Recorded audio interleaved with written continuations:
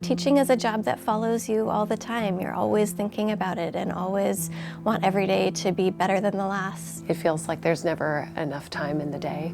As teachers, we always feel like there's more that we can do and that maybe we should be doing. We expect a lot of ourselves. All the time we're thinking about how can we reach that student that we're not reaching? How can we teach this part in a way that's more understandable to people? How can we make this more relevant to people to make them more interested in it? The teachers, the staff that I work with, I know they're there for the long run. It's not a 1 year, 2 year stint. They make connections with kids, with families. You know, this is a sacred profession, and everyone knows that their role in this profession and in this world is as important as it really is. And I think the kids feel that. We have, kids of kids and these huge families and extended families that come through. I have 2 students. Mr. D, my mom was your student. Two separate students. Wait, what? The classroom that I'm teaching in right now is the same classroom I had 5th grade in. And being able to give back to the same community that gave into me just feels like, I don't know, it feels really special. It is a small school district, so you're able to make a lot of personal connections. Teachers can know all the students. All the teachers can know the teachers. I'll go to another teacher and say, how's Jimmy doing? And we can collaborate on that student. We can share what we know about those students, and it makes us a lot more effective. And there is support wherever you turn, from other teachers and staff members to the superintendent, whatever you need and whenever you need it, you've got help. I've taught at other schools, at larger schools. I worked in the math department with 15 other people, and it was huge. I didn't even know all their names. And now I work in a department with 4 people, and we talk all the time. And I can pretty much tell you how that other teacher teaches and what their thoughts and opinions are about teaching. We're constantly learning from each other and working from each other's strengths so that we can build each other up.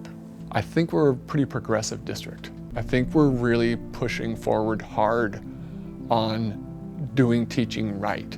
Looking at it as a scientific practice and looking at it as an academic practice and saying, what's the best way to do this? When people think about teaching, it seems like most people think about teaching kids academics, and that is obviously a huge part of what we do, but we teach kids a lot of different things. Really what we're doing is we're serving as model adults for these kids, not just in learning, but in life. Through their reading, and especially their writing, I'm able to pick up on who they're becoming as a person. It's really exciting to see the growth that they have as humans throughout the school year. Kids that don't necessarily shine in other academic classes can definitely find their voice and find their passions in art, and they really can shine there. As soon as I stopped worrying as much about them knowing all the math stuff and just worrying about them and talking to them and understanding them, I think I became a much better teacher just because kids knew I was thinking about them. Students don't always tell you in the moment that you're making a difference, but it's nice to be able to have that reflection later. It's fun to see them come back and want to give me a hug and and say, you are my favorite. I'll get an email.